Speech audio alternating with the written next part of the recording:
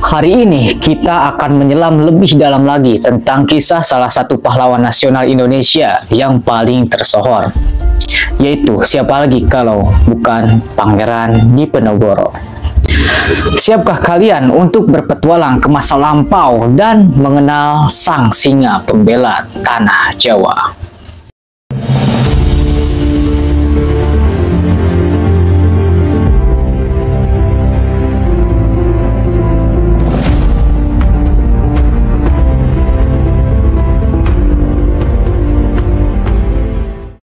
Balik lagi di LL Media, Lordling Media, dengan gua Asep, gua Farhan, dan gua Jamal.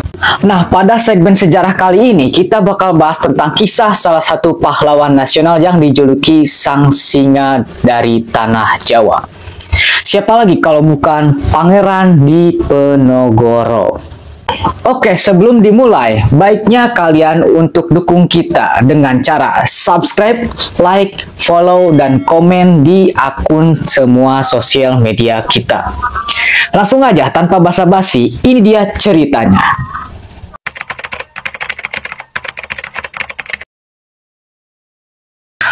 Pangeran Diponegoro yang lahir dengan nama Raden Mas Ontowiryo bukanlah sembarang orang. Beliau adalah putra Sultan Hamengkubuwono IV dan memiliki garis keturunan langsung dari pendiri Kesultanan Yogyakarta.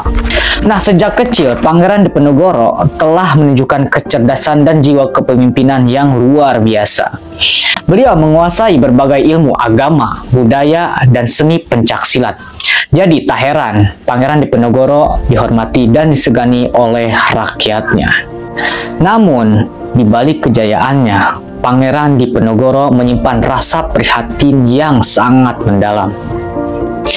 Jadi, beliau menyaksikan bagaimana Belanda semakin memperluas kekuasaannya dan menindas rakyat Jawa. Puncak kemarahannya meledak ketika Belanda memasang patok-patok di Tegalrejo, wilayah yang dianggap suci oleh umat Islam. Nah, pada tanggal 25 Juli 1825, Pangeran Diponegoro mengobarkan Perang Jawa, perlawanan besar yang mengguncang Hindia Belanda selama 5 tahun.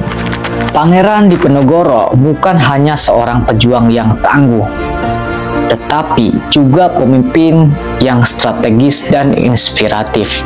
Beliau berhasil menyatukan berbagai elemen masyarakat, dari bangsawan hingga rakyat biasa, untuk melawan penjajah. Perang Jawa bukan hanya tentang perlawanan fisik, tetapi juga tentang mempertahankan identitas dan budaya Jawa.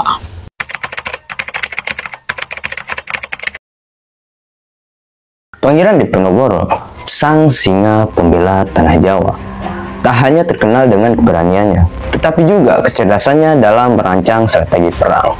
Taktik-taktiknya yang jitu membuat Belanda kewalahan selama Perang Jawa tahun 1825 sampai 1830. Mari kita simak beberapa strategi cerdas Pangeran Diponegoro. Nah, yang pertama, perang gerilya. Pangeran Diponegoro dan pasukannya tak segan bergerilya di wilayah pedesaan Jawa, memanfaatkan medan yang dikuasai dengan baik. Mereka menyerang pos-pos Belanda secara tiba-tiba, kemudian menghilang ke hutan, membuat Belanda kesulitan memburu mereka. Nah, taktik ini membuat Belanda frustasi dan menghabiskan banyak sumber daya. Nah, yang kedua, diplomasi. Pangeran Diponegoro menjalin hubungan dengan pangeran-pangeran lain di Jawa. Nah, termasuk mereka yang bekerja sama dengan Belanda. Beliau berusaha untuk mempersatukan rakyat melawan penjajah dan menawarkan alternatif pemerintahan yang lebih adil. Upaya diplomasi ini berhasil menarik banyak pengikut dan memperkuat perlawanan. Nah, upaya diplomasi ini berhasil menarik banyak pengikut dan memperkuat perlawanan. Nah, yang ketiga, benteng pertahanan. Pangeran Diponegoro membangun benteng-benteng pertahanan di berbagai wilayah strategis. Nah, benteng-benteng ini menjadi tempat berlindung dan pusat perlawanan rakyat, Belanda harus mengerahkan banyak pasukan untuk merebut benteng-benteng ini yang menguras tenaga dan sumber daya mereka. Nah, yang keempat, sistem peringatan. Nah, Pangeran Diponegoro membangun sistem peringatan dini yang efektif untuk memantau pergerakan pasukan Belanda.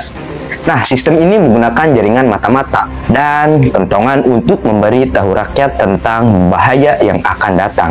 Hal ini memungkinkan pasukan Diponegoro untuk menghindari pertempuran yang tidak menguntungkan dan melancarkan serangan balasan yang efektif.